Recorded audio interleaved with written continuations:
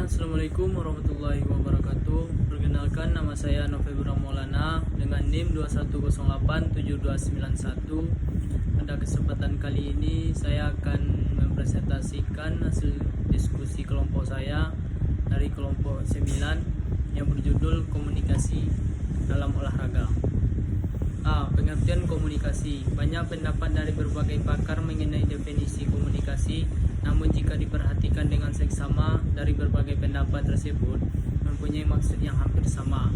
Menurut Agus Muhammad Arjana, secara etimologis komunikasi berasal dari bahasa Latin yaitu cum, sebuah kata depan yang artinya dengan atau bersama dengan, dan kata umus, sebuah kata bilangan yang berarti satu. Dua kata tersebut membentuk kata benda, komunio, yang dalam bahasa Inggris disebut communion, yang mempunyai makna kebersamaan, persatuan, persekutuan, gabungan, pergaulan, atau hubungan. B.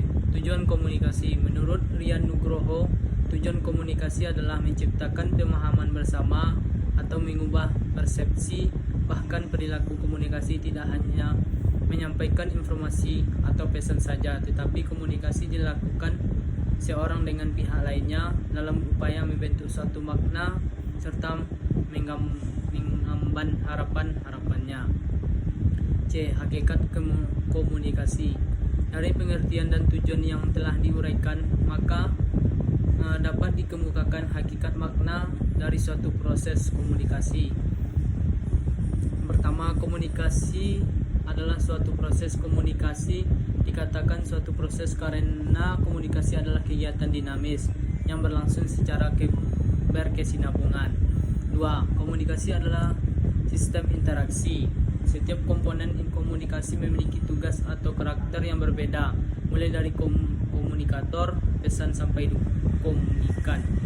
Komponen-komponen tersebut saling mendukung sebuah proses transaksi yang dinamakan komunikasi.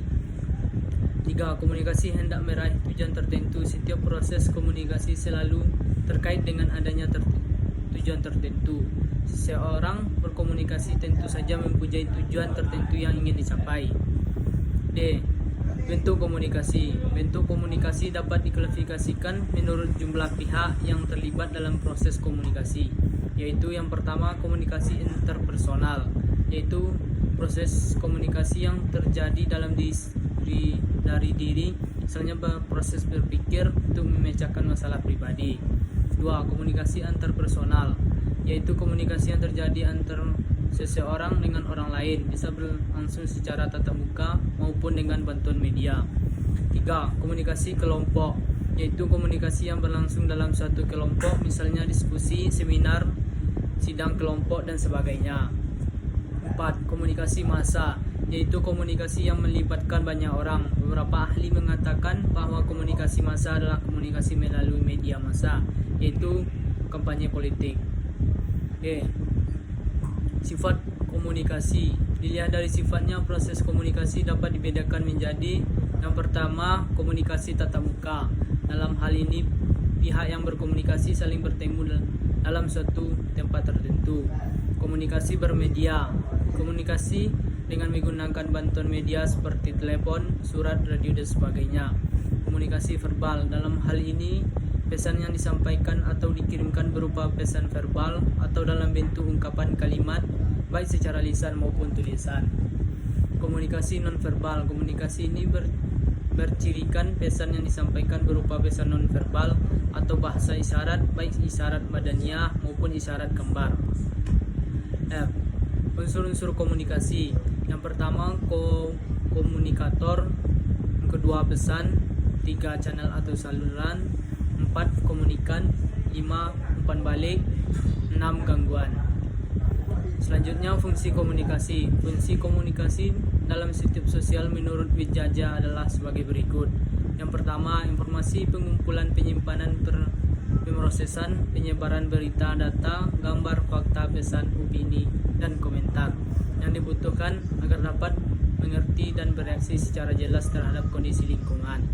Sosialisasi, penyediaan sumber ilmu pengetahuan yang memungkinkan orang bersikap dan bertindak sebagai anggota masyarakat yang efektif. Ketiga, motivasi, menjelaskan tujuan setiap masyarakat jangka pendek maupun jangka panjang, mendorong orang menentukan pihak dan keinginannya. 4. Perdebatan dan diskusi, menyediakan saling tukar menukar fakta yang diperlukan untuk memungkinkan persetujuan atau menyelesaikan perbedaan pendapat mengenai masalah publik. Baiklah, soalnya ini yang dapat saya presentasikan dari kelompok 9. Kalau ada kata-kata saya yang salah mohon dimaafkan. Wabillahi taufiq wal hidayah. Wassalamualaikum warahmatullahi wabarakatuh.